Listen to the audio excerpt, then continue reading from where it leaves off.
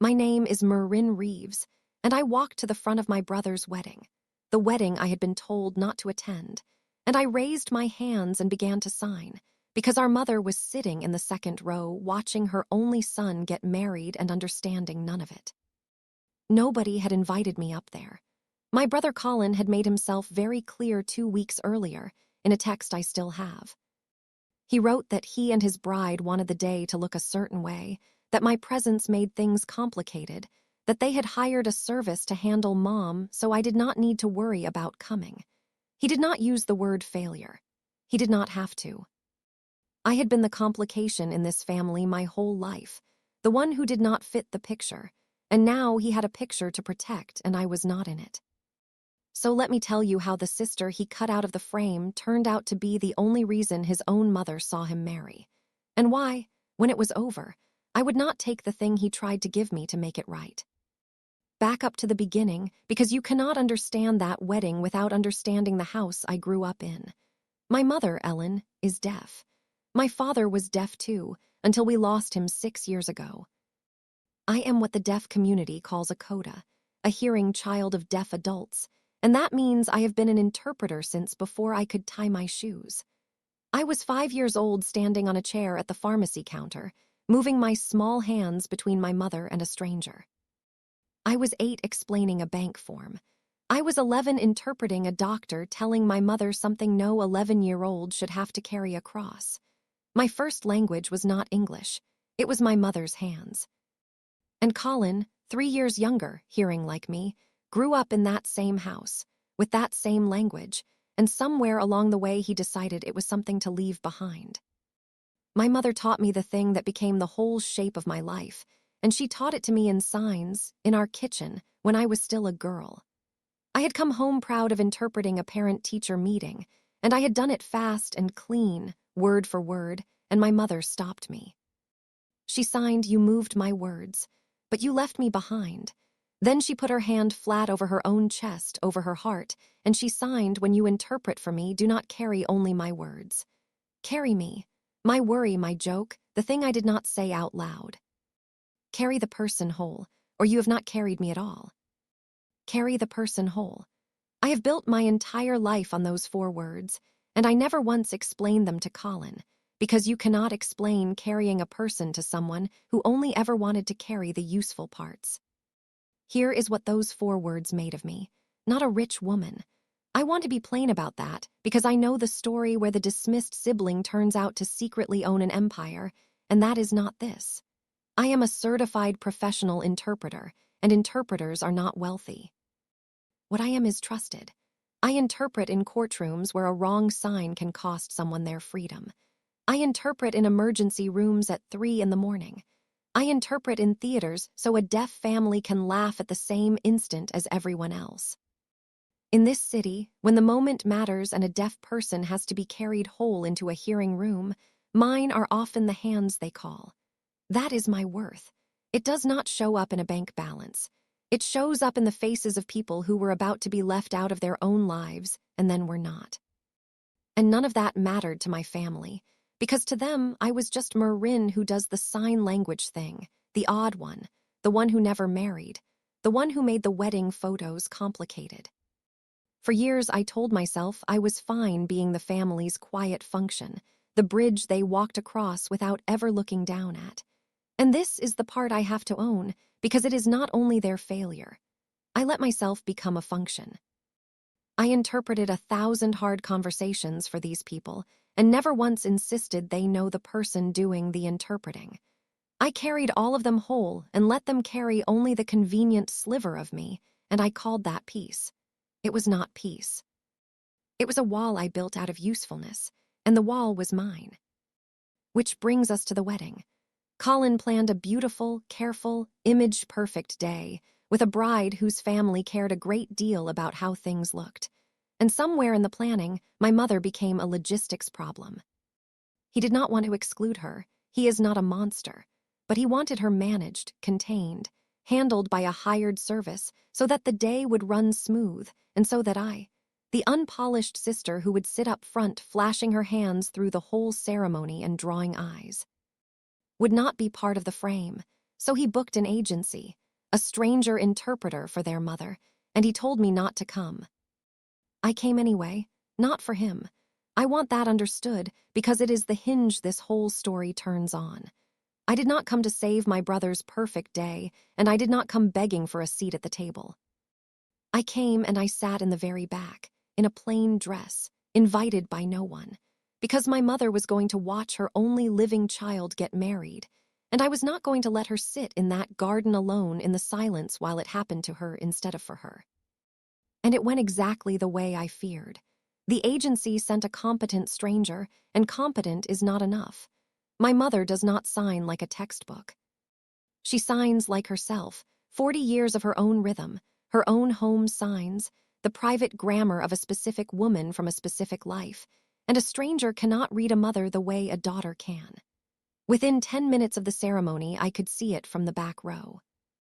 My mother's face, working, straining, falling behind, then going smooth and closed the way it does when she has given up trying to follow and is just enduring. The vows were happening. Her son was promising his whole life to someone, and my mother was catching one word in 5 from a nervous stranger, and her hands were folded in her lap, still. So I stood up. I walked up the side aisle, and I did not ask permission, and I gently touched the agency interpreter's arm and took her place, and I turned so my mother could see me, and I lifted my hands. I did not do it for the room. I did it for one woman in the second row, and I carried the whole thing to her, not the words, the whole wedding.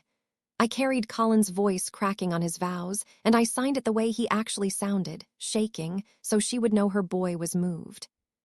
I carried the bride's nervous laugh. I carried the efficient small joke so my mother laughed at the same second as everyone else, out loud, that big unself-conscious deaf laugh, and heads turned, and for once I did not care who looked. I carried her son's entire wedding across to her, whole, the way she taught me on a chair in our kitchen 30 years ago. And I watched my mother watch her son get married, really watch it, tears running, understanding every breath of it, and that was the only thing in that garden I was there to do. Colin saw. Of course he saw. He was standing at the altar looking at his sister he had uninvited, signing his own vows to the mother he had tried to have handled, and something came apart in his face that no wedding photographer wanted in the frame. Afterward, at the reception I had not been invited to and did not enter, he found me in the parking area where I was waiting to take my mother home. And he did the thing these evenings always try to end on.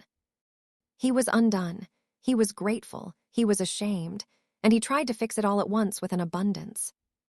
He said he had been an idiot, that he was so sorry, that he had never understood what I did, that he wanted me at the family table, that he wanted to tell everyone inside that his sister was a professional, that he was proud of me, that from now on I would be included in everything. And I did not take it, not because I wanted to punish him, because it was the wrong gift offered for the wrong reason. I told him once calmly, and I did not repeat it, because I was done being a person who has to say a thing 5 times to be heard in this family. I said, Colin, I did not do that for you. I need you to understand that all the way down. I did not walk up there to save your wedding or to earn my seat back or to finally impress you with what I really am. I walked up there because our mother deserved to see her son get married, and you had arranged a day where she could not. I am glad it moved you. But I am not going to let you turn tonight into the story where you found out your sister was worth being proud of, because that story still measures me by whether I turned out to be impressive.